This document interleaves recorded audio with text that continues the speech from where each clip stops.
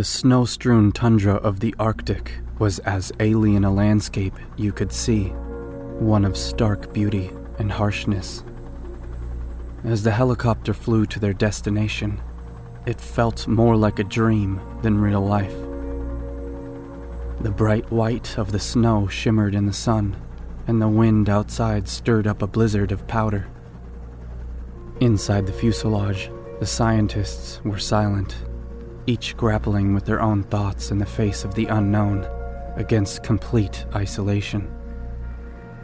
None of them had ever been this far from civilization before, and the feeling of anticipation was palpable. They were headed to a research station far in the empty expanse of the North Pole, a place whose existence is known by few. It was a place surrounded by mystery and science that was supposedly on the edge of discovery. As they flew on, the scientists began to make out the research station in the distance. It was a small outlying building surrounded by snow and ice, standing out jarringly against the horizon. They could see two figures standing outside, waiting for them. The helicopter landed, and the scientists got out, ducking under the spinning blades, their feet crunching on the snow. The two figures stepped forward with an odd stride, neither looking up. Standing there in awkward silence, the scientists looked at each other with questioning glances before studying the two figures more thoroughly. They were both dressed in heavy coats, their faces hidden beneath fur-lined hoods that nearly concealed them entirely. How they stood was even jarring. It was like they were out of sync with their own bodies. The first of the two figures spoke. "Welcome to the vault. I am Robert. We've been the only two here for some time. It's about time they sent some new subordinates." The scientists looked at each other, a sense of dread settling over them. The way Robert spoke seemed off, but then again, people in the science fields weren't best known for their normality. Snow kicked up as the helicopter took off, retreating back into the endless horizon. No one spoke as they stepped inside the station, the door closing behind them with finality, leaving them in an eerie silence. The inside of the station was as sterile and lifeless as the outside. The walls were bare, and the only furniture was a single steel table and chair set. It had the feeling of a place long abandoned, but yet still in use. "Please, come in. Take a seat," Robert said, gesturing to the table. The scientists did as they were told, taking seats around the table. Staring at the ground, the second figure stood a few feet away, unmoving and still hidden by the many layers. Robert took a seat at the head of the table and began to speak. "We are here to work. We live together. Do not interfere with my research. I'll let you know when I need something. Do not question me. The things I've accomplished are far beyond your understanding." The scientists looked at each other, thick tension filling the air. They had no idea what Robert was talking about. They assumed this was either a joke, or they were dealing with a man who'd spent too much time in isolation. Being alone could do dangerous things to a person's mind. But as Robert continued to speak, his words began to take on a more sinister tone. He spoke vaguely of experiments conducted in secret, of findings that could change the course of humanity, and of the sacrifices he had made to reach this point. The scientists listened in horror as Robert's words painted a picture of a man unhinged, obsessed with his work, and willing to do whatever it takes to achieve his goals. They'd never been subjected to anything like this before, and the sense of danger in a place so far removed from any kind of help put them all on edge. Without another word, Robert got up from the table and walked away down the clean, empty hall, the odd assistant silently following. "What the fuck?" Rodney said, looking at his two bewildered colleagues. Jonathan shook his head, using his puffy, dark-circled eyes to motion toward the camera in the corner of the room, clenching his jaw with the grim realization that they'd have to spend their time here very carefully. Rodney stood up and motioned at the other two scientists. "It's been a long trip. Let's turn in and get some rest. We'll figure out our work situation tomorrow. For now, let's just find the sleeping quarters." None of them spoke after that, silently shuffling down spotless, empty halls, their footsteps echoing through the confined space. Almost every door seemed to be locked, but after passing a few, there was one cracked open. Rodney pushed it, and the fluorescent hallway lighting accosted the darkness within to reveal a square brick room painted white, with nothing in it except 4 empty and made beds. Everything in this station was so strange, but the scientists were exhausted from the long journey, all 3 of them passing out almost immediately. It wasn't until some time later that Rodney opened his eyes, trying to blink away the grogginess and confusion plaguing him. Light filtered in through the snow-covered skylight he hadn't known was there, giving the room a blue-hued, claustrophobic feel. "Hey, Jonathan, where's Reed?" Rodney called out, noticing that 2 of the beds were unoccupied in the otherwise empty room. Jonathan opened one eye, shrugged, and turned over, going back to sleep. Rodney sat up, stretching and glancing around. Something was extraordinarily off about the station, and the disappearance of Reed only added to his growing unease. He got up and began to wander the silent halls, looking for any sign of his missing colleague. As he walked, he began to notice strange markings etched into the walls. They were symbols he'd never seen before, and they seemed to swallow the fluorescent hall's lighting, as if they'd been carved by a void. Rodney ran his fingers over the symbols, quickly pulling away as an intense cold bit at his fingertips. These strange markings seemed to contain some sort of energy, but his thoughts quickly wandered as a pulsing noise came from somewhere further on. As he reached the end of the hall, he saw a singular, large door. It was made of heavy steel and seemed to have no handle. Rodney hesitated for a moment before pressing his hand against the door, feeling it give way with a hiss of compressed air. The room beyond was dark, the only illumination coming from a strange glowing orb in the center. It pulsed and hummed a dark light. The air around it seemed to shimmer, but the light emanating from the orb was a paradox. It wasn't actually giving off light, but taking it away.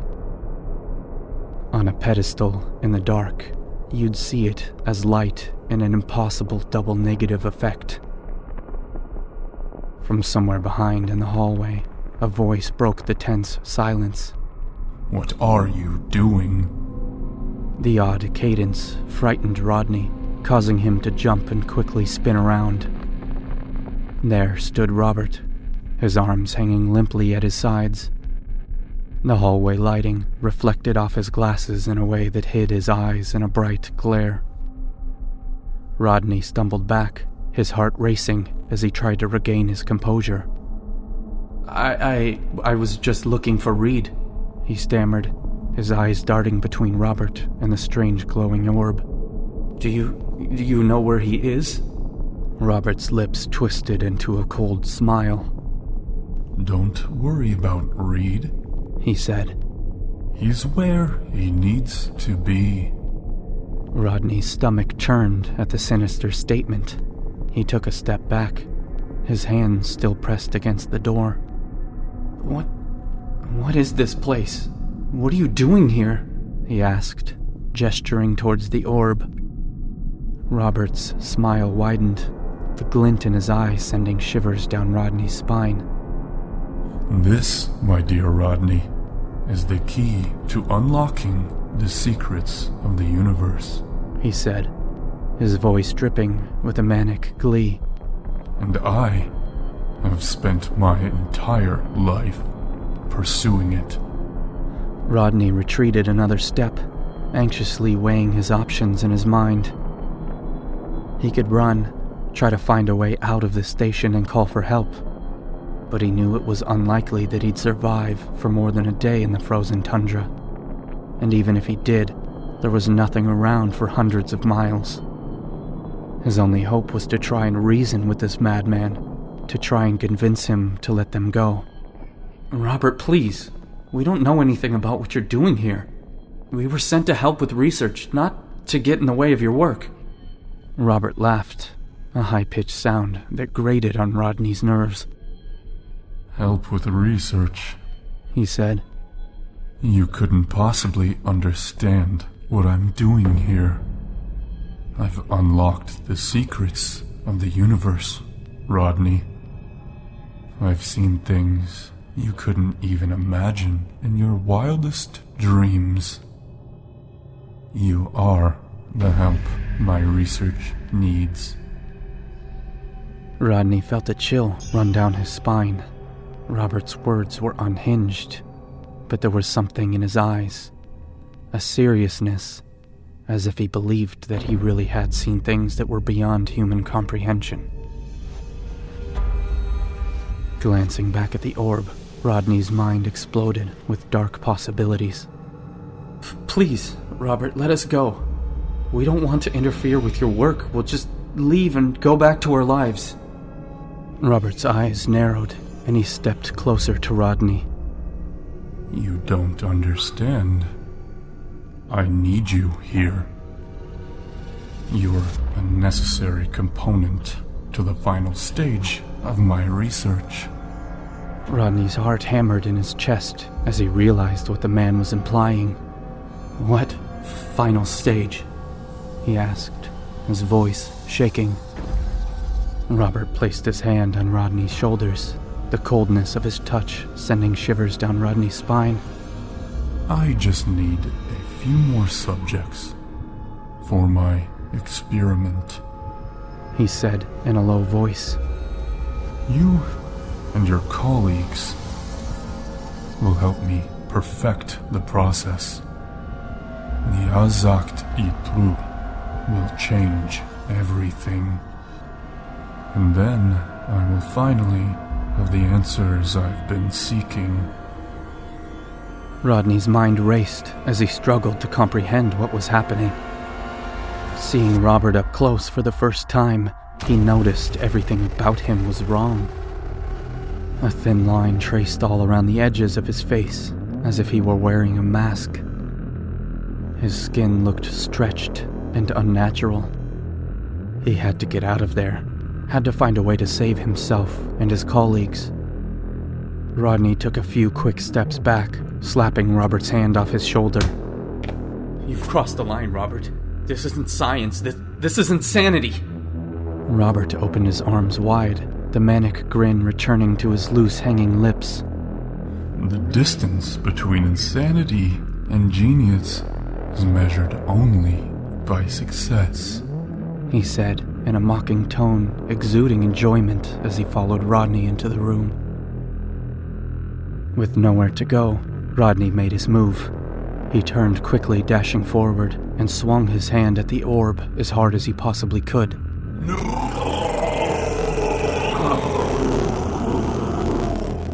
Robert screamed out, with his hand outstretched toward Rodney. As Rodney's swing made contact with the orb, the world slowed to a halt. Everything frozen but his mind. Robert's scream stretched and folded in on itself as the room around followed suit. Reality bent and shifted, breaking Rodney's mind and body, folding them, obliterating them, and putting them back together. It was endless suffering. It was knowledge. It was destruction. It was creation. Everything and nothing. It was beyond comprehension. The room came back into view, revolving like a washing machine on its highest speed setting.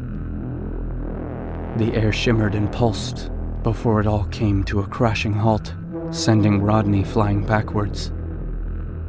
His mind a jumbled mess and his body exhausted beyond reason. Robert ran to the orb, caressing it, speaking to it with a strange clicking. Adrenaline flooded Rodney's body, allowing him to get his shaky legs underneath him. He ran out the door and down the hallway, using the walls to keep himself upright. He had to get to Jonathan and Reed, find somewhere to hide, and call for help. Rodney made it back to the room only to find that Jonathan was no longer there.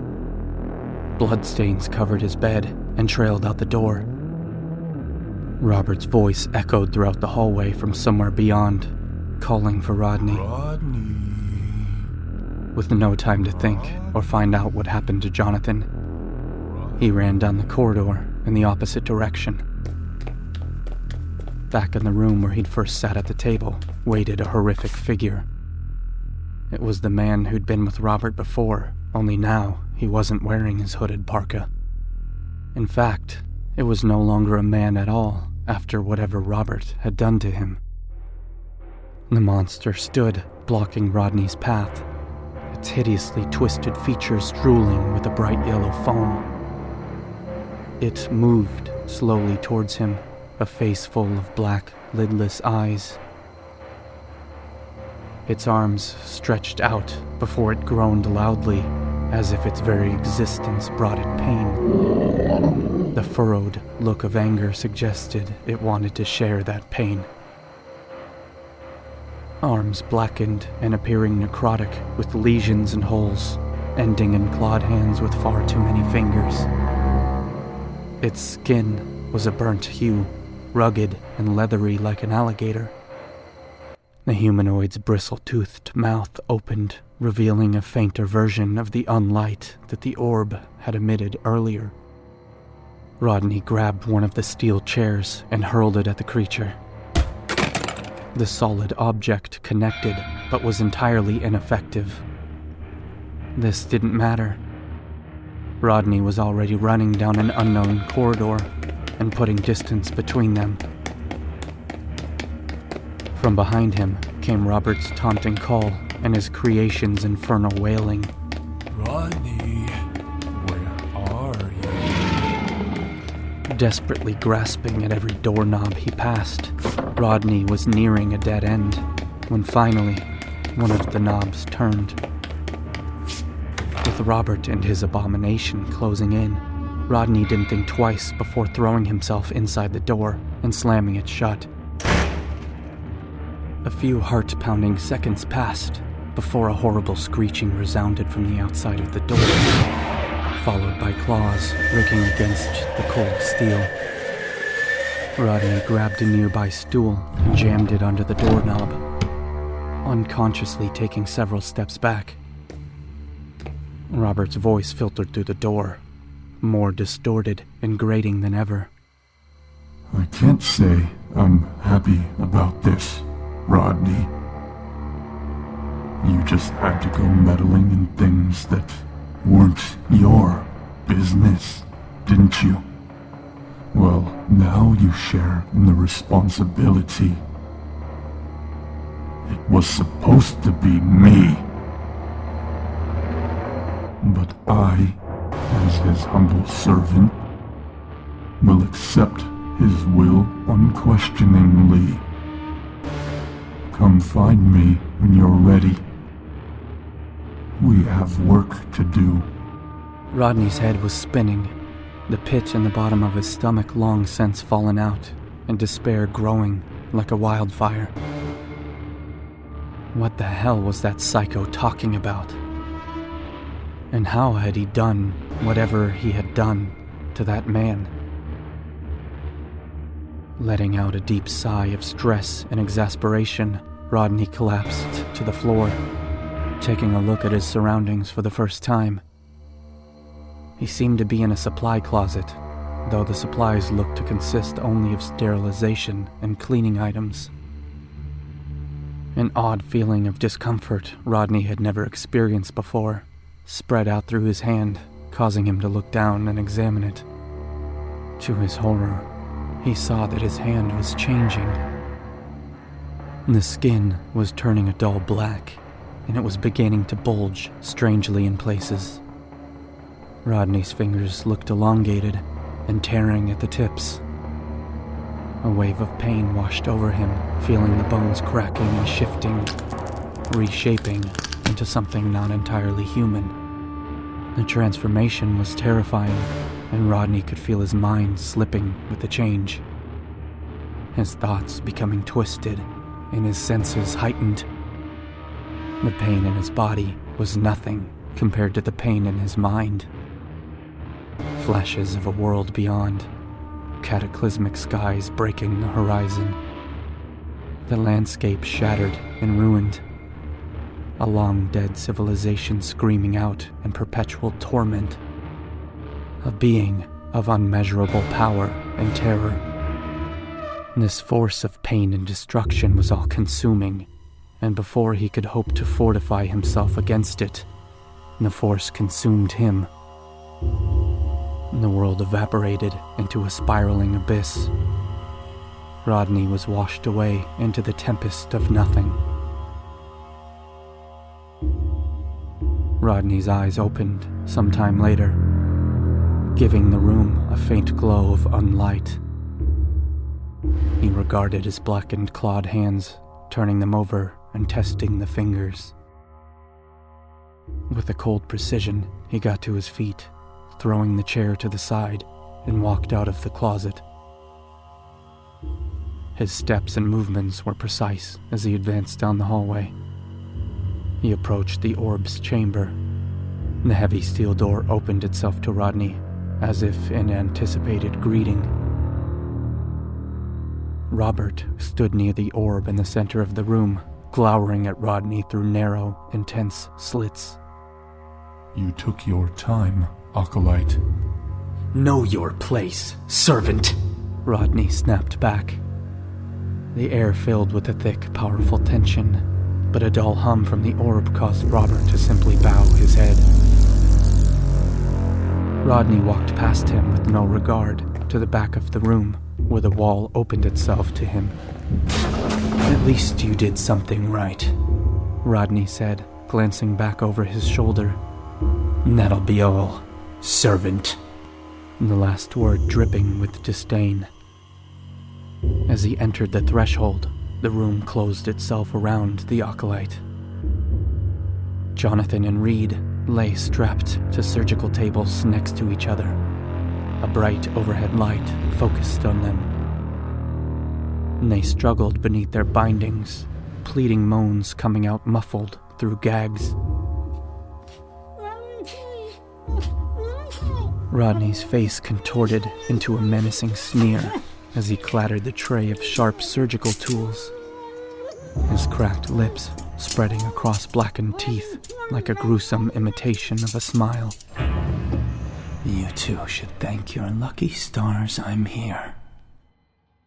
We can get this done right," he spoke in a rasping whisper, his eyes wild and full of madness as his fingers caressed each tool lovingly. He hummed quietly to himself, relishing in the darkness that surrounded him.